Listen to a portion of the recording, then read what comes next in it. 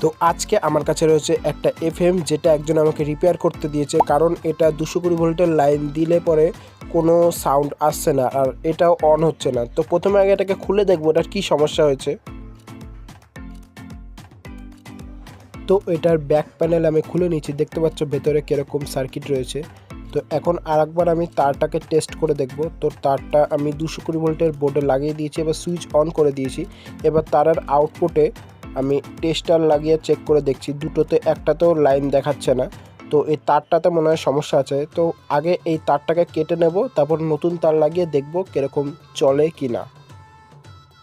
তো তারটাকে আমি কেটে দিচ্ছি, এটার বদলে অন্য একটা তার লাগিয়ে দেখব যে কাজ করে কি না, নাকি আর কোনো সমস্যা আছে। তো তারটা আমি কেটে ফেলে দিয়েছি।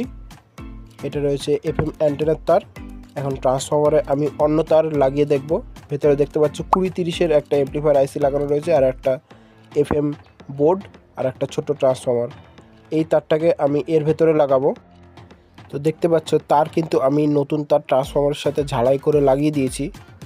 দেখতে পাচ্ছ ট্রান্সফরমারের ইনপুটে আমি 220 ভোল্টের তার লাগিয়ে দিয়েছি। এটা ছিল পুরনো তার, যেটা আমি বাদ দিয়ে দিয়েছি। তো এখন আমি এটার সাহায্যে চালিয়ে দেখবো এটা চলে কিনা আর কীরকম সাউন্ড আউটপুট দেয়। তো এখন আমি তারটাকে 220 ভোল্টে দেখবো এফএমটা চলে কিনা।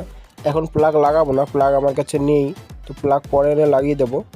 তো দেখতে পাচ্ছ এখানে কিন্তু লাইন চলে এসছে, সাউন্ড দিতে শুরু করে দিয়েছে। লাইট করে দিয়ে थी पुलिस पब्लिक।